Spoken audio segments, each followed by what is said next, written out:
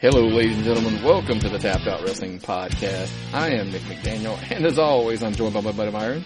Sitting over here, talking about wrestling.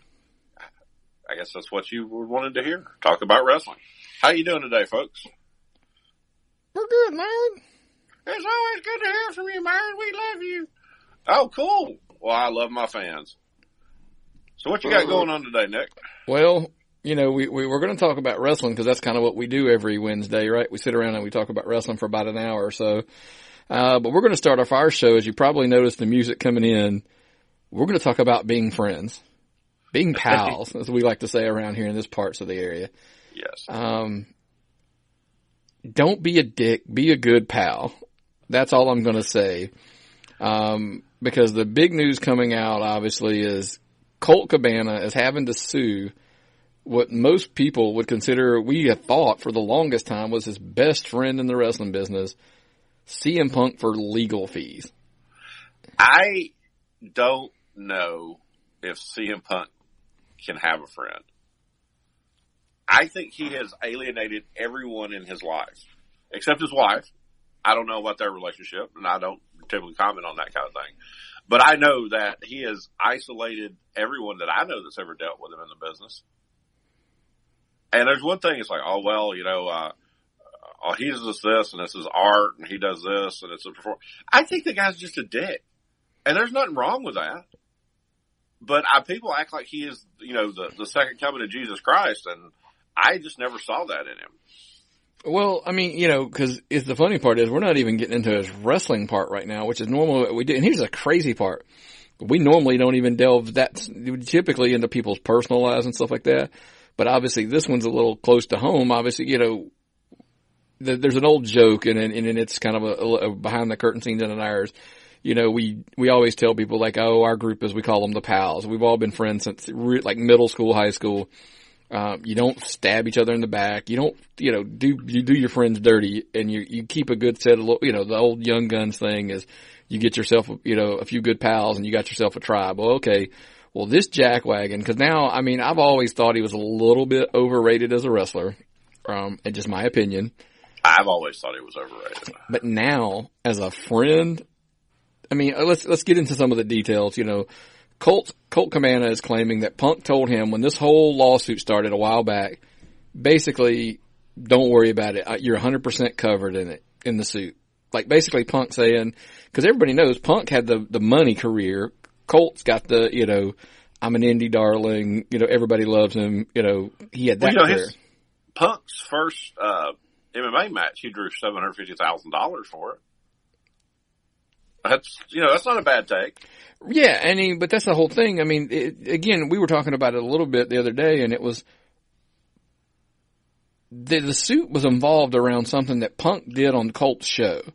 Yeah. And it was kind of like, go, do it, you know, he pushed forward or whatever.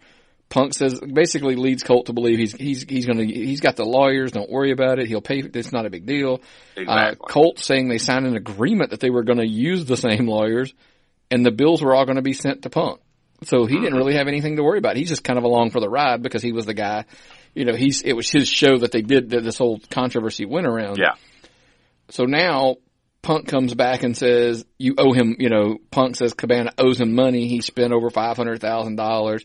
He wants $300,000. But this is in the middle of the lawsuit. In the middle. Once they're going down that rabbit hole, you can't turn around. And so, you know, then eventually it's the attorney that was representing them both, but it was Punk's attorney, obviously, kind of starts giving him pushback and feedback. So Colt has to go out and get his own lawyer. And so now Colt's like, hey man, he's suing for $200,000 in general damages. I'm assuming that's for the lawyer's fees he's incurred or whatever. And $1 million in punitive. Okay. I'm fishy about whether I can give somebody that kind of money in punitive damages, but that's a totally different argument. But I think the ultimate question is, you know, everybody gets into like CM Punk, you know, in Chicago chants and how he's just the greatest things and everybody wants him back. And I don't have anything personally against him in the sense.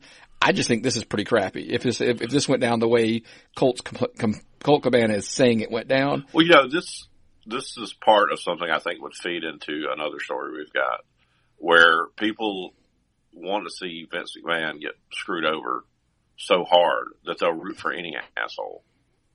Right. And Punk, I honestly think the only way anybody can really identify this guy is this guy's an asshole. If, and this is the big if what Colt Cabana's saying is true. There's a big if there, but my argument is if your best friend, is the one saying it, it tends to probably have a little more merit to it than if, like we said, this happened. Now, there's a signed agreement. I saw that too when I was studying on this. Yeah. Are they able to produce that agreement? I'm sure that's probably going to come up in the lawsuit that they're going to have to produce it, or you would assume. I mean, that's what you would have to assume that otherwise this lawsuit, if it's just his word, against each other, I don't know, we'll have to see. But I guess everything hinged on the question that this whole topic was leaning toward. And feel free, by the way, you can, email us at tappedoutpod@gmail.com, DM us, at tappedoutpod on Twitter. You can Facebook, message us, whatever, we're just kind of wanting some feedback. Does this change your opinion of CM Punk? I mean, all these people that were like, oh, he's the greatest thing and blah, blah, blah, blah, blah. Does this change your opinion now and go kind of like us? I'm like, I never had anything against him and I just thought he was a little bit overrated as a wrestler. But that's not my opinion. I mean, that's all it is. It's just my opinion. But does this change your opinion of him at all? I mean, I'll ask you that. So, well, this is my take on it. I never, and I'm totally cornet on this. I can't believe small guy wrestling. He was a guy that was, people are acting like he was up there in the Hulk Hogan or the Ric Flair level, and he just seemed like a skinny fat guy. He just was not, to me, not very impressive. Small. I don't care how good you are. I mean, I'm not a Daniel Bryan fan. I like my wrestlers to look like, the Road Warriors and shit like that. But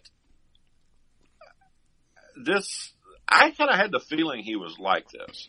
He seemed to me that he was always just ego. Everything about this man was ego.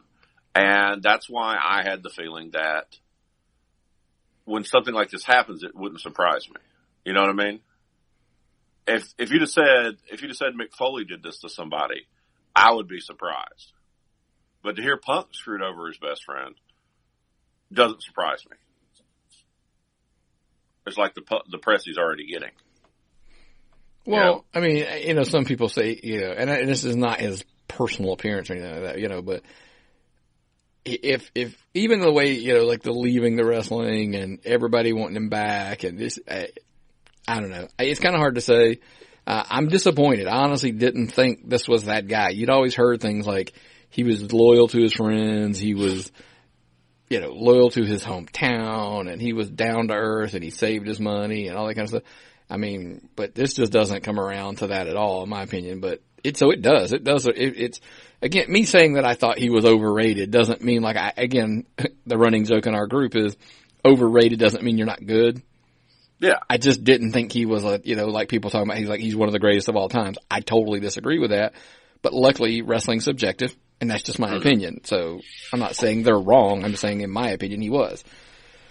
But disappointed highly in if this, because my thing is always about friendships and that kind of stuff for me. And just to do this to your buddy is just it's a pretty crappy deal.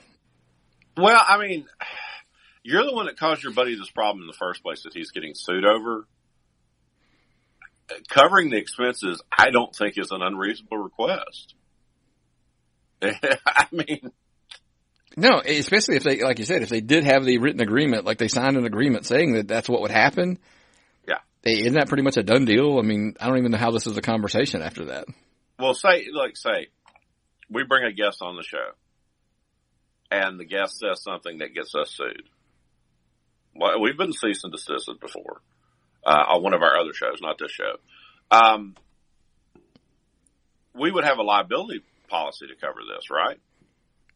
In part of our articles of incorporation with our lawyer. They could sue the podcast, but they're not going to sue you personally, correct? Yeah, I see. Well, I mean, damn, Colt should have had something like this. I'm not bashing him, but it would make more sense that he would have had some kind of protection for this kind of thing. But I think it would be the guest's responsibility for what they did. Well, I think that it just gets so complicated in this, and we're not going to spend much more time on it. It gets super complicated because technically, if Colt aired it, he chose to put it on the air. He could have just said, "Hey, I can't put that out there," or edited it out or something. But I think they're friends enough that it probably was a conversation of Punk saying, "Put it out and don't worry about it." If something happens, don't worry about it. Yeah. So it's a catch-22. I think, but if somebody said something on our show and I thought it was lawsuit worthy, I would probably edit it out or just say like, "Hey man, I can't air this episode. This is too, or something." Yeah. You got to work around. You got to be smarter enough about that. But in the grand scheme of things, if it was your buddy that said it on there and was like, "Don't worry about it, just air it," especially if it was somebody who you thought had the money to deal with it, is something, windfall came out of it. But, that's just like I said, it's just, it all comes to me down though. It's your boy. You don't do your boy like that. That's just bad. Well, this is something I just thought of. They won that case. Correct.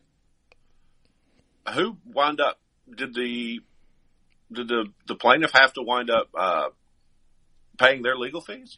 I'm going to go with no. So I don't know. That's a good dig on into that world, but we're not going to turn this into a lawyer like a court show today. Yes. I just wanted to yeah, none of that. So but you addressed Law and Order Special Wrestling Unit. Exactly. We'll move on and we'll get to something you kind of referenced a second ago. You were talking about the non-WWE, the anti-Vince McMahon movement. Yeah. And I think the thing you're talking about is Ring of Honor New Japan have sold out the Madison Square Garden show. Yeah. Pretty big deal. Yeah. It's the first non-WWE event, the /F/WWF event in the Garden since November of 1960. So that's, obviously it's been a long time. That's a long time. And we're going to have a couple, goes back and forth on this one, I'm sure. My first step is, I'm going to let you share your thoughts first because my take's going to be a little controversial, I'm sure. Well, I like this because it's competition.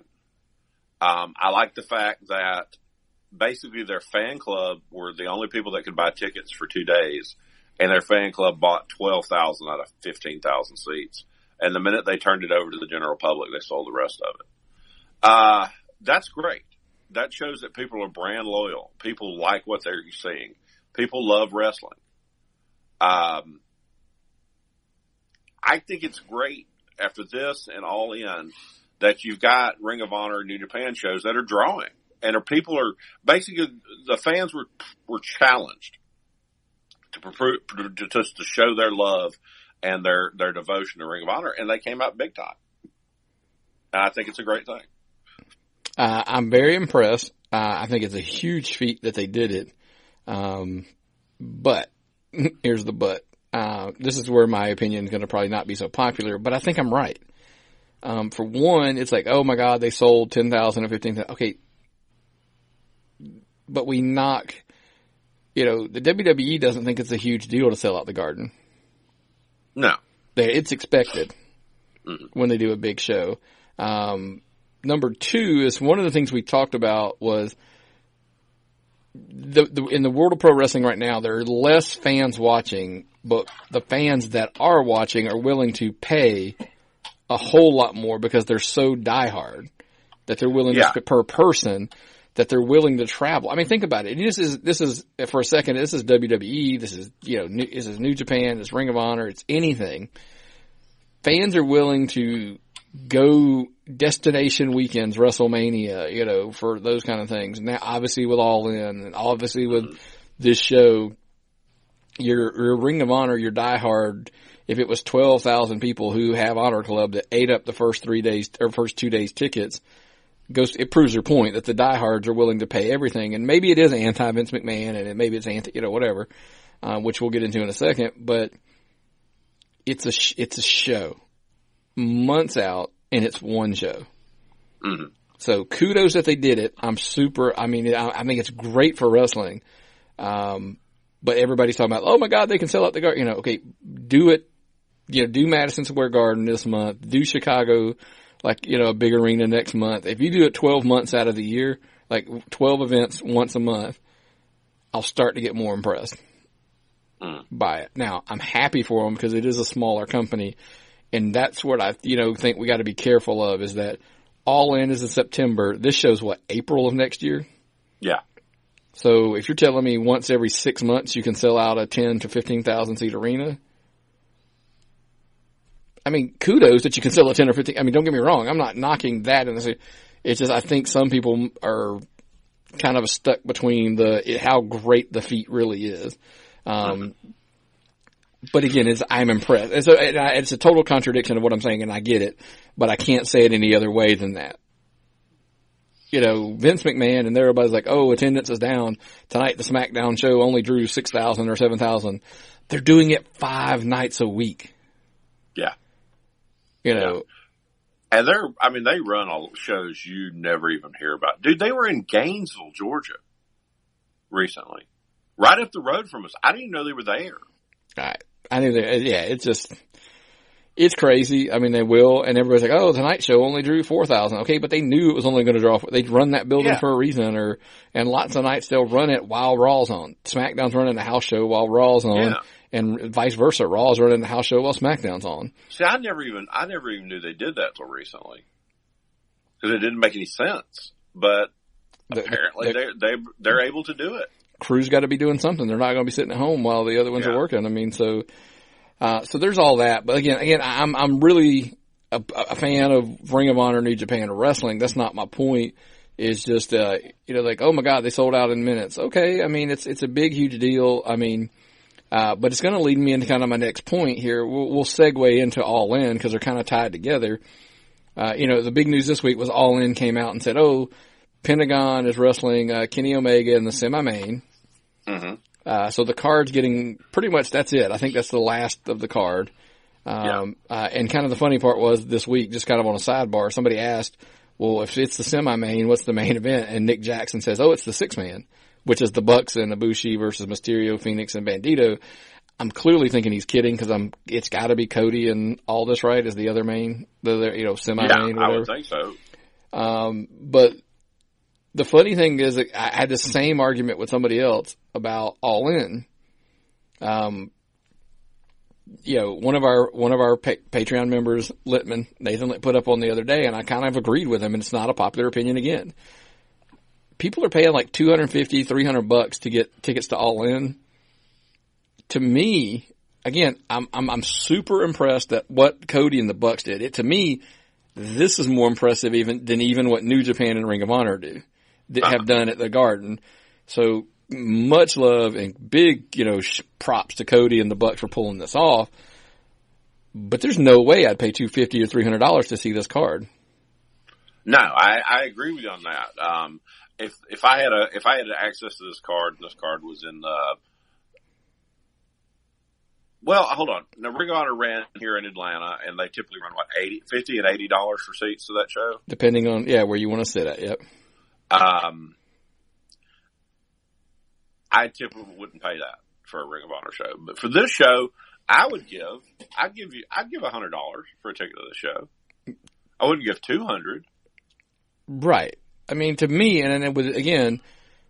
When I say it, everybody, because the person I was talking to thought this was like such a negative thing I was saying, and I'm like, I'm not saying it's a bad thing because I like Ring of Honor New Japan, but I basically said this card evolved into, and I know there's other people in the card, but I'm saying, but it's nothing to me. It's another glorified Ring of Honor New Japan card. Yeah, it's just like that show they ran out in out California. But I'm not going to give you $100 for a WWE show without having to think about it for a while. I mean, the last show we went to, I think we paid $30 for the seats. Yeah. I mean, I don't really like to pay too much for tickets to a show, for a WWE show, because I've seen it all before. Mm-hmm. Now, I'll give you tickets for this show. I would pay for, but I wouldn't pay what people are paying for them right now. Sure, I'd probably pay $50 because I get it. It's a huge deal. I mean, maybe even $75. I mean, it's I'm not here, and here's where we got lost, and this is where I think a lot of it got lost in translation. I would pay the $75 because to support Cody and the Bucks and independent wrestling and doing the card. But people that are telling me the card is worth $250, $300, No. I disagree with you. No. And again, it's not saying that it's a bad card. I'm just saying I feel like if All In had not happened, this card probably could have happened like another Ring of Honor New Japan just show something. Yeah, eventually they'd have worked Stephen Amell back on. It's a great card. It's not a $200 card in my opinion. So I'm not the guy that would pay for that card. Now that doesn't mean I'm right that I wouldn't pay for it, but it's not me. No. It's not the card for me to see for that much money. It's just not. And here's the thing that made me laugh, and it really made me laugh a lot. I would be more interested in going to StarCast than All In.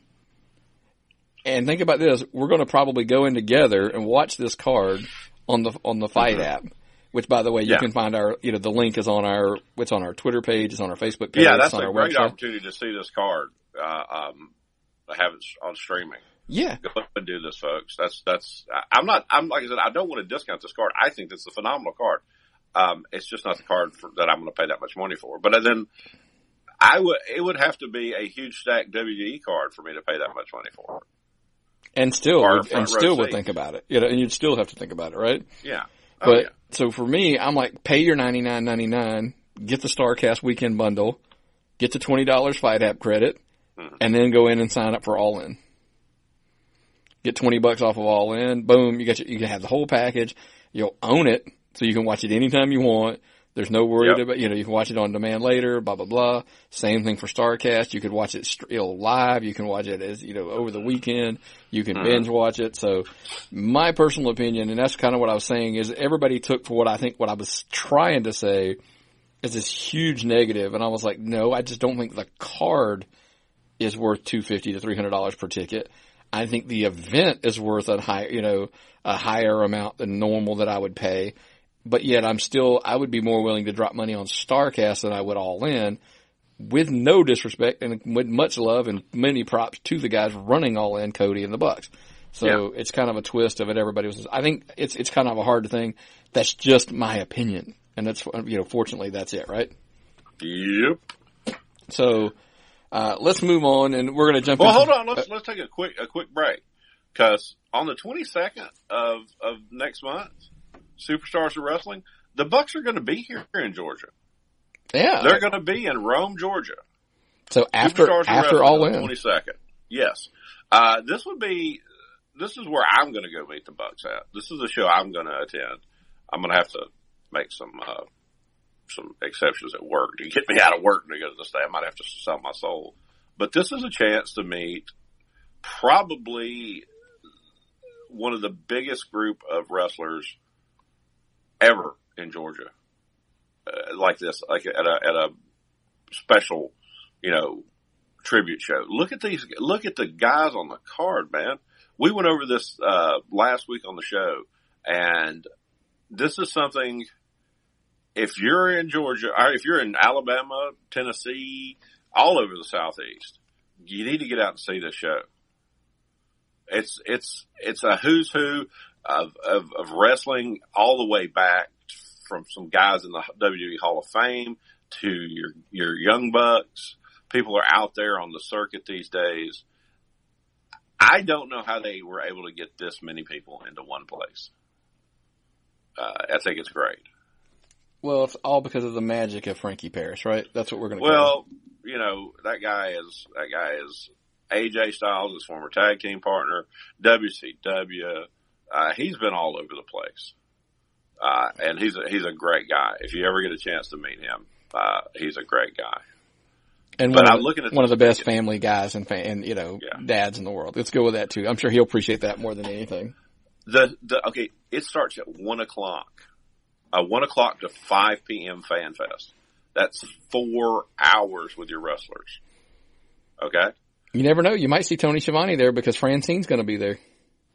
Yep. I put it. Hey, I tweeted it out and said, Tony, she's going to be just up the road, man. There's no excuse not to get up there. Scott Hudson from Nitro is going to be calling the show.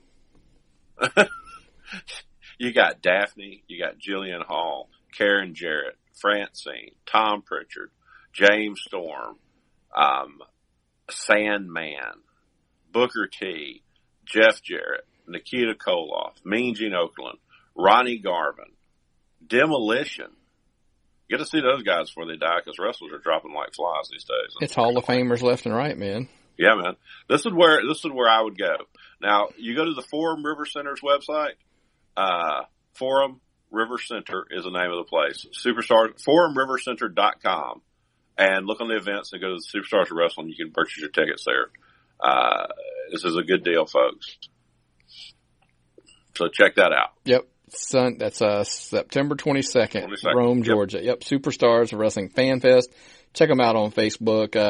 Help support some great guys.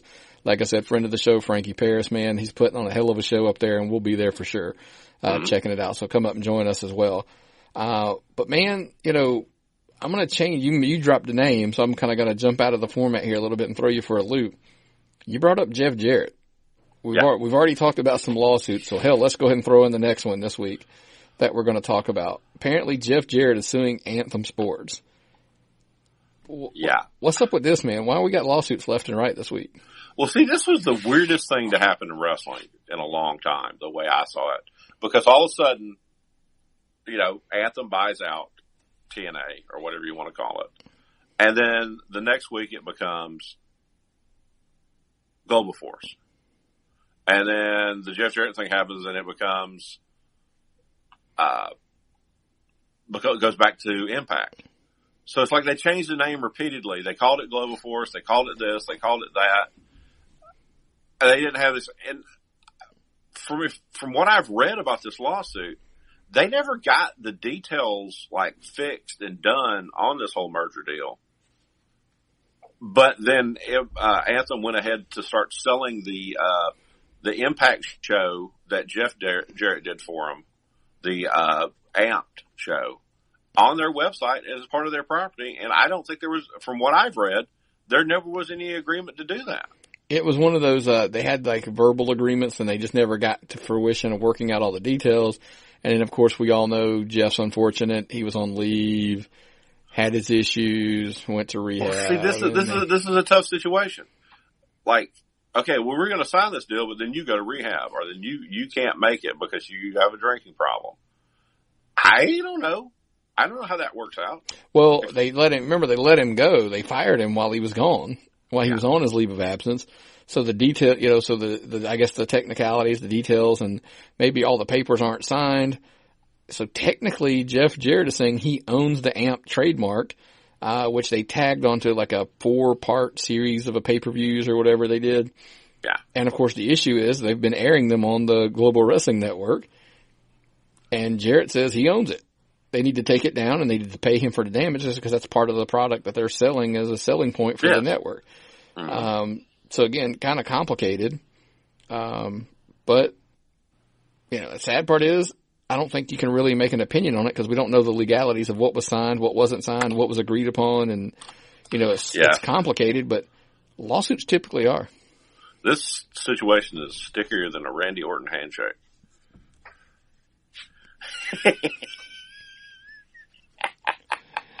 Shake his hand, man. That's all I'm going to do is shake his hand. Shake his hand, right? Yeah. Yeah. Wrestling is a crazy business. And with the amount of money that's getting involved and people, it's tough and there's going to be a lot of lawsuits the way things are going. Yeah, I guess. But man, you just, luckily things work out sometimes and, they don't have to come to lawsuits and things they work out in the end. Kind of like, I'm kind of going to throw it out there so everybody knows it went out on Twitter, today as well, but, I wanted to confirm the Pro Wrestling Personified podcast covering all of your Impact needs. We'll be back next week. So Lewis returns. We had some good conversations. We were talking about some stuff and, which is going to lead me to my next topic I want to ask you about. But I'm really happy. Also remember guys, all the shows have their own feeds now on iTunes, et cetera, et cetera. So make sure you subscribe to the Gorilla Press, to the Pro Wrestling Personified podcast, and of course, the Tapped Out Wrestling podcast as well. And that way you can catch every show going forward. There's only 2 more weeks where the feeds will all be, the original feed will still have those shows for the next couple of weeks. After that, everything will be on its own feed. So you got to kind of go out now, hunt them down, subscribe. And by the way, while you're doing that, make sure when you're listening to them, because you guys have already heard the Gorilla Press. It's not new. You've heard the Pro Wrestling Personified podcast. It's not new. You've heard it before. Don't just subscribe to their own feeds, but go ahead and drop that 5-star rating and review for them on those new channels, those new feeds, if you will, as well. Spread a little love. And if you're new, go to all 3. If you like them all, if you like this show, go to ours and drop one as well. We love all the feedback and everything, so we appreciate that going forward. We got something special this week with our Patreon. We had a show release. We released it yesterday on Patreon. It is my interview with Alan Angels, somebody who is just tearing up the indie scene here in Georgia. And then next Tuesday, it'll be available on the podcast. But you get it a week early. You get to hear it before anybody else hears it when you go to our Patreon page and donate. As little as $1 gets you a paid membership. You can pay obviously more if you want. That's totally up to you. We appreciate it. But for as little as $1 a month, you can pay and you get some exclusive content, like even some throwback stuff like today. I also added, I added a show. Think about it, dude. It's been 2 years. That show, aired, in September of 2016. I released our top 10 rivalry shows of all times. It was me, you, and our old buddy Anthony. Shout out to our boy Anthony. Yes. We did a show, and by the way, you will tell tons of difference in production levels, back in the day from when we first started.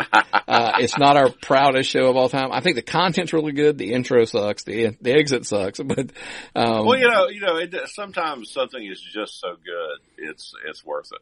Yeah. But the content's really good. I mean, I really do. And again, it's another exclusive, on the Patreon page, but then of course, you get all the free stuff as well. So definitely go over there. We'd appreciate all the support that you could give us. Like I said, you can do it for as little as $1 or more. The tiers are all there, so you can check those out and follow those and sign up for the appropriate ones that you want.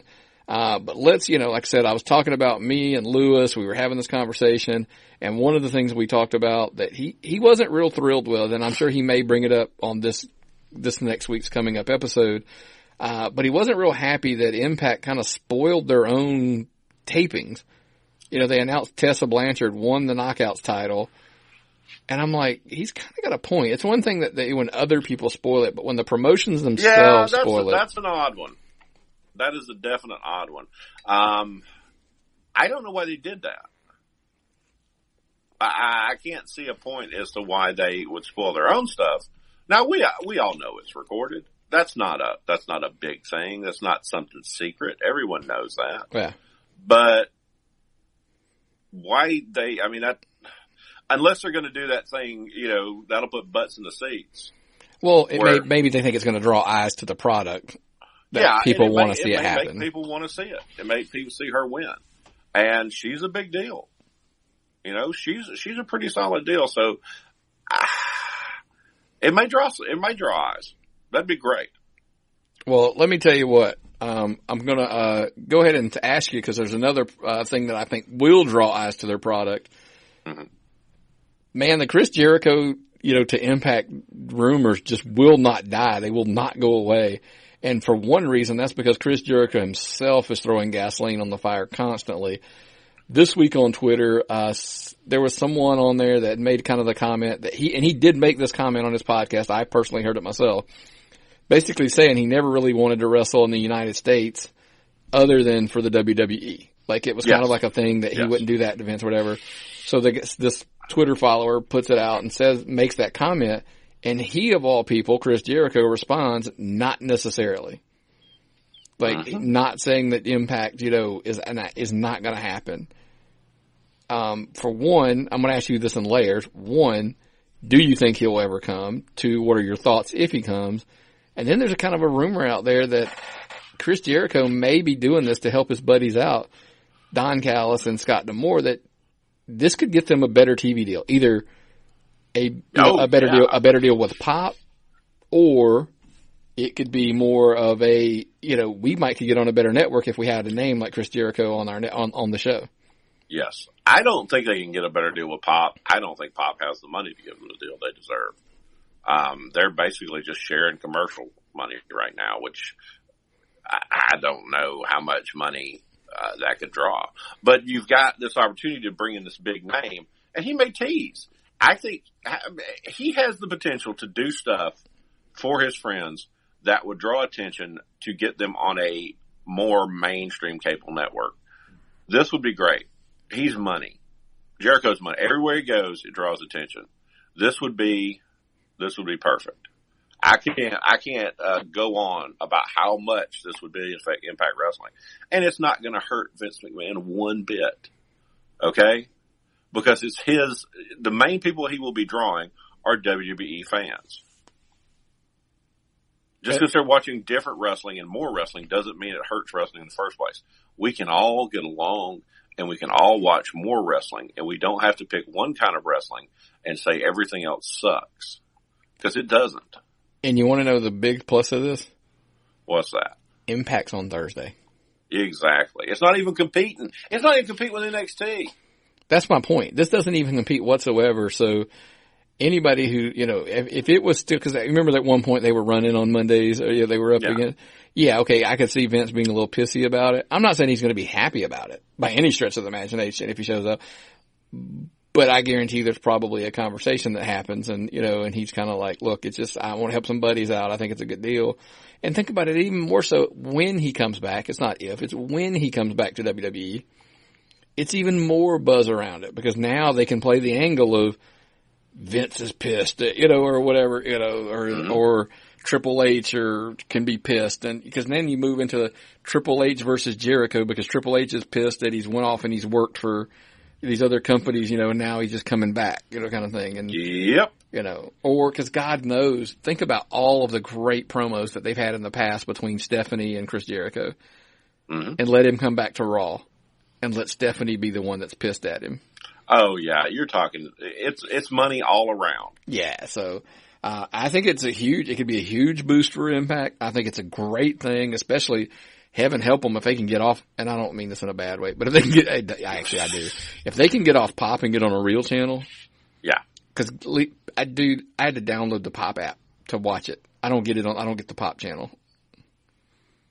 So. It's hard. It's hard to, let's be honest. Had I not found it and put it in my channel favorites years ago, when they went over there, there's no way I would be able to find it on a regular basis. Right. It's like the New Japan show. What does it show up at? Access, and it's on Access at dawn. No, it comes on. Was it Friday nights at like 10 or something? I'm not a 14-year-old virgin in my bedroom back home. I'm not going to be. I want to be at a show, or I'm going to be with my family. I'm not going to be watching TV at Friday night 10 o'clock. That's just not a good spot for it. But I think they're going to get better spots. I really think Ring of Honor, even though they're owned by their television network, this is good for them. They'll get better TV times. TNA will get better TV times. WWE's already got the biggest contracts they've ever had. Hey, Myron. Yes. It's Impact, just so you know. It's well, I can't call it Global Force Wrestling, because then you get sued. Yeah, this is a Global Force podcast. Please don't sue us, Mr. Jarrett, or take my liquor. That's how you do. You sue you for his liquor, or he'd sue you for your liquor. Well, I got you. I don't ever have much liquor because I drink it. So. But anyway, I think it can be nothing but positive news for Impact, and we wish them all the best, man. I think the product's been really good. I know a lot of people are trying to dog them because of the ratings. Kind of had a rough couple of weeks. Keep watching. The product's really good, really positive. I think they're heading in the right direction on a lot of things. And sometimes things get worse before they get better, and I think we might be in that period. But I think, dude, especially if they can pull in Chris Jericho coming in once every few months, if he's doing the same, it'll help him tremendously. Dynamite for him. Tremendously. He's money. Jericho is money. He is one of the absolute surest bets in professional wrestling today. Well, that's because he's all about marketing, man, and his marketing's impeccable. And if you're in the area, by the way, and you're doing any marketing, if you need any web design, T-shirts, etc., check out our friends over at North Georgia Graphics, and that's North Georgia Graphics. Call Buddy or Adam over there and hook up. Their phone number is 770-932-6967. Again, that is 770-932-6967. Or you can find them at, of course, the old www.northgeorgiagraphics.net.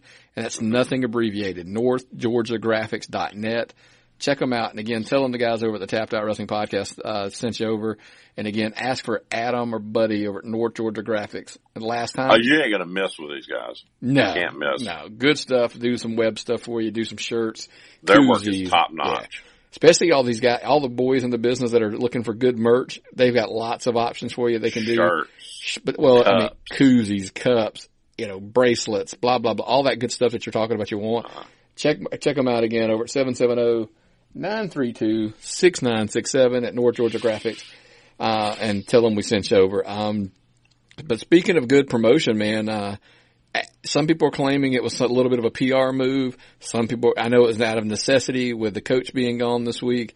But Renee Young makes her debut on commentary for Raw. And I can tell you, it was good. It was pretty good. Yeah. Well, like I said earlier, when we were talking, I really don't notice commentary unless it's phenomenal, like Jim Ross style back in his prime, or it's shit like most of the stuff they've been running lately. And the best compliment I can give Renee Young is she didn't stand out. She didn't make me angry. She didn't do stupid stuff that would have annoyed me or distracted me from watching. The best compliment I can give her is she did pretty good commentary. Yeah. I'm not going to say that she's going to be the greatest commentator all the time, but for her first full-time Raw gig, I give her stars on it, man. Well, I mean, we're in an age where women, they're main eventing Raw, they, main eventing pay-per-views. Now they have a whole pay-per-view, that's going to be dedicated to them. You've got the Mae Young Classic. So I kind of had the attitude of, why not? It's got to be time for a full-time woman commentator somewhere. And it's not even a knock. The only thing that I said is Renee Young does really well at driving the ship, like on the pre-shows and stuff like that. She needs to be the one in the main chair when she's doing her thing. I'm not saying she's bad at what she did. And again, it's not going to happen, I don't think, but in the long run it could. I think Renee Young is better in the Michael Cole seat. Yeah. Like with a Corey Graves maybe with her, or something like that. Those two are pretty good. Now, of course, I've always told you I'm a two-man booth, two-person booth. Let me be politically correct, I guess, at that point. Two-person booth. So I think that's a better fit overall. I think her and Corey Graves would be a great booth. Yeah. I've always had the feeling about sports that maybe I wouldn't want a woman announcer or female announcer. Let me not say it too badly.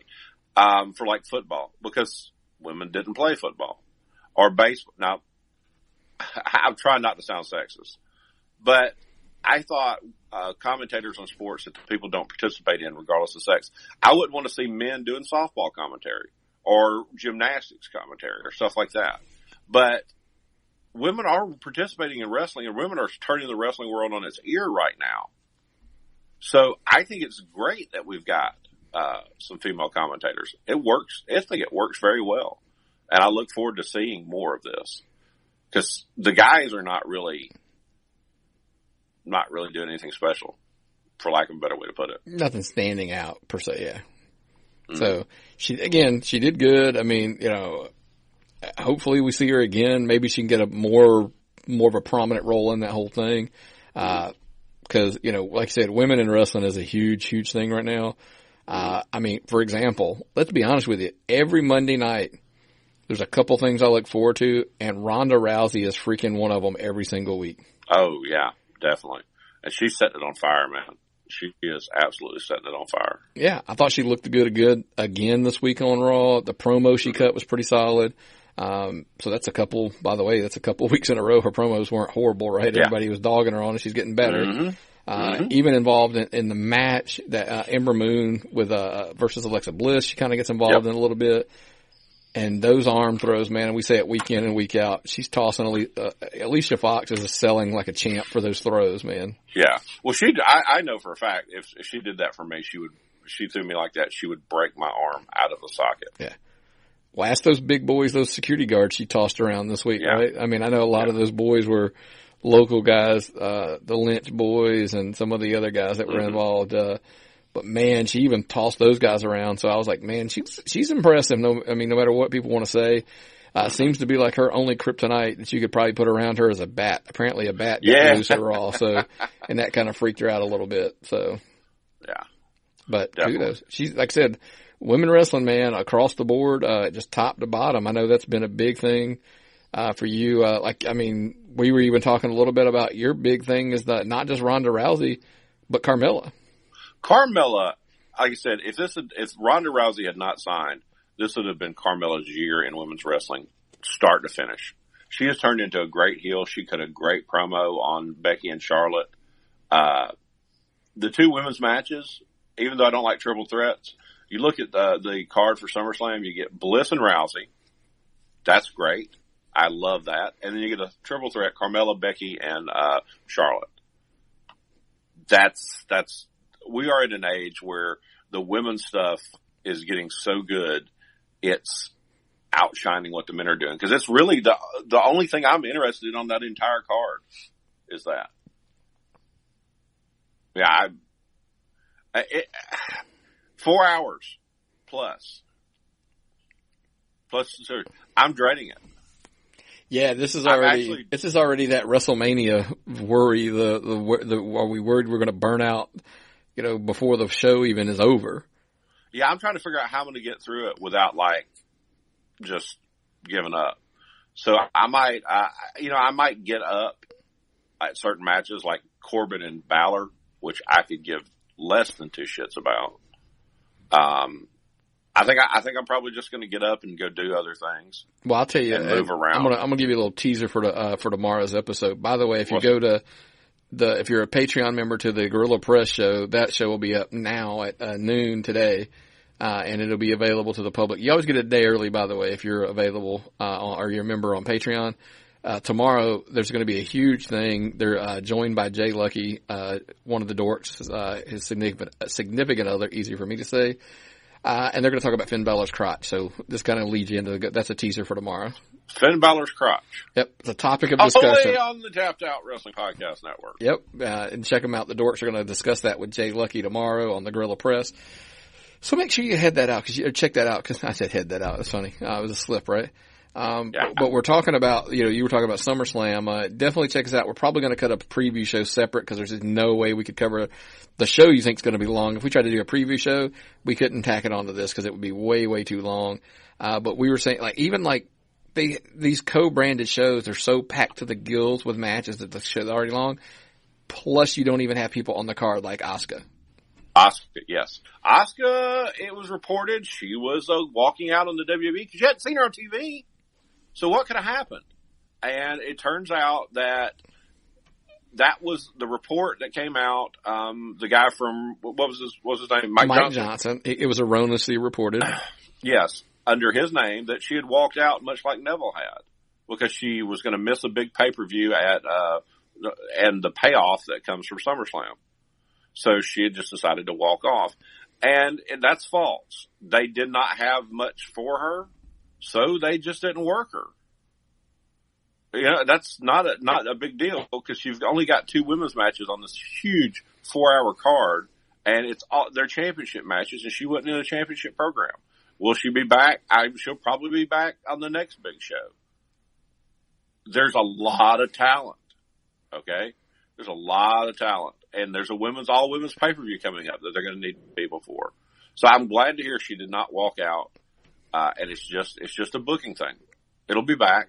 Yeah, they're so deep and they're so talented that, there's just going to be times when they don't have something for everybody. And I'm a big supporter. If you don't have something for somebody, just have them off TV. If they're big enough, if you've got something for them, use them. If you don't have them on there wrestling a match that just nobody understands why they're in. Yeah, it just ruins them. Yeah. If you don't have a program, let them go away for a week or two or whatever. We'll miss them. When they come back, we'll be happy. Because, I mean, this has happened. I mean, for example, we had a big return this week. And we've got one coming up at the Smackdown Live 1000. Yep. We're running out of time here, but I do want to go ahead and mention, Dean Ambrose was the return, jacked to the gills, new haircut. I mean, looks good. Clearly was eating some vitamins or something while he was working out like crazy while he was out and about. Are you glad Dean Ambrose is back? I know this is kind of silly. I mean, I was just kind of like, oh yeah, for you. Honestly, I don't care. The pop was helping. Yeah, he got a great pop. Yeah, I mean, he's not a bad wrestler. He's a good addition to the thing, but he's one of those people that just his shtick wears on you pretty quick. Yeah, I mean, I don't dislike him. It's just I can care less. That's what I'm saying. The stick wears old after a while after you see it. Yeah. So maybe it's good that he was gone for a while. Maybe he, like I said, he's got the new look. Maybe he's got a new little wrinkle he's going to put into the character, and maybe that that'll draw me in a little more. I know what he's people don't. He's going to turn. He's going to turn on Seth. What's his name? Seth Rollins. Yes. Well, there you go. That's my big SummerSlam prediction, folks. We let this one out for free. Gotcha. That's just a teaser. You'll catch more like that later, right? Yes, and of course, the Dead Man looks like he's going to be returning at SmackDown Live 1000, October 16th. He's got obviously some other shows. They've already got him billed in, believe it or not, in between there. And then he's got the big show in Australia. He's going to be at wrestling, Triple H. I don't think he's probably going to wrestle at SmackDown Live. He'll probably do something very similar to he did at the 25th, that Raw 25-year anniversary show. He'll probably make an appearance, say something, boom, and push out. Just my opinion. But pretty cool overall. Hell, why can't he wrestle? Kevin Nash is out there winning titles right now. That's like, it's going to be one of my last topics to discuss. Yeah, before we get out of here, is at 59 years old, Kevin Nash wins the big time wrestling heavyweight championship. Kudos to Kevin Nash, man. Everybody, I heard he blew out his quad walking back to, back to the locker room. It was a big joke everybody's trying to say, but kudos to Kevin Nash that he's getting out there. Clearly he still has fun with it. He's clearly getting a payday for doing it. Yep. And kudos for big time to be willing to put a belt on a guy that you're like, that clearly means you probably got him booked again, right? Mm-hmm. Because if he's winning your title, he's coming back at some point. That's all. So to me, that's pretty cool. And it could be something simple. He's willing to put over some other young kid there, to get the belt off of him, to get it from one guy to the next. And if you got to get it from one guy to the next, and you don't want that guy beating this guy, what a hell of a name to put, be the champ. It brings in all these people who've never even heard of your promotion before. You drew national interest by putting the belt on him. Not a bad thing for the time being. God, no. And like I said, man, I'm glad. It's always good for business. It's all entertainment. Drew eyes to the product. So kudos for those guys for bringing him in, putting the strap on him, and kudos for Kevin Nash getting out there and still working the towns and stuff. It's pretty cool to me. Last thing I wanted to, two things. One, you know what? We'll leave the one off. We'll come back to that another week. Cause this Matt Hardy retirement thing's getting kind of cumbersome to me, that every week he's tweeting something and you don't even know whether you can believe it or not. And, that's just my thing. I will believe Matt Hardy retiring. I will believe it when I see him dead and in the ground, because he's that guy. I don't think he'll ever quit. I think he'll probably slow down and pull back, but I can't believe anything he's saying because he's wacky. The character's goofy, right? Yeah. Are we just going to see the end of the woken Matt Hardy character? And we might see the end of that. So who knows? But Matt Hardy's great run. I'd hate to see him hang it up, but as we all say, your body takes a beating like that over the years. It's bound and determined that you gotta retire at some point. But but let's move on to the last topic. We saved it for the end because we've led off show after show. It feels like lately where we talk about this. Jim the Anvil Neidhart passed away, 63 years old.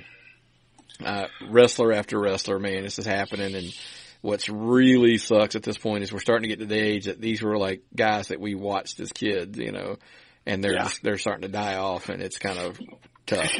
The Hart Foundation was a big deal. They were one of the greatest tag teams of all time. They were predominantly featured in the WWE. I know he wrestled in Japan. I know he wrestled in the Calgary Stampede, and he had a cup of coffee in WCW. But those guys, during their era as tag team champ, which Oddly enough, they only had the belt twice. But it seemed to me that those guys were consistently on top of the tag team, and they were a phenomenal tag team. Oh, yeah. They were technicians. They were brutal. The hot tag to the big guy, the technician Bret Hart. I miss that. Well, they were the consummate team. You had the powerhouse in Neidhart, and then you had, like you said, the excellence of execution in Bret Hart, that those two complemented each other so well. That they were. And if you go back in our archives somewhere, there's an episode where we did our top 10 tag teams of all time. They're there. They're on. I think they were on everybody's list. Yeah. So I mean, it's a pretty big. They were probably one of the best tag teams of all time. And clearly, if you listened enough to Something to Wrestle, everybody had a soft spot for Jim Neidhart, especially old Stu. Always taking care of, Neidhart, getting him a job and getting him taken care of. So, but man, it does. It just sucks that week in and week out we're having to say this about, another wrestler's passed and way too soon at 63 years old, for crying out loud. I'm like, dude, my dad's older than, 63 years old. Yeah.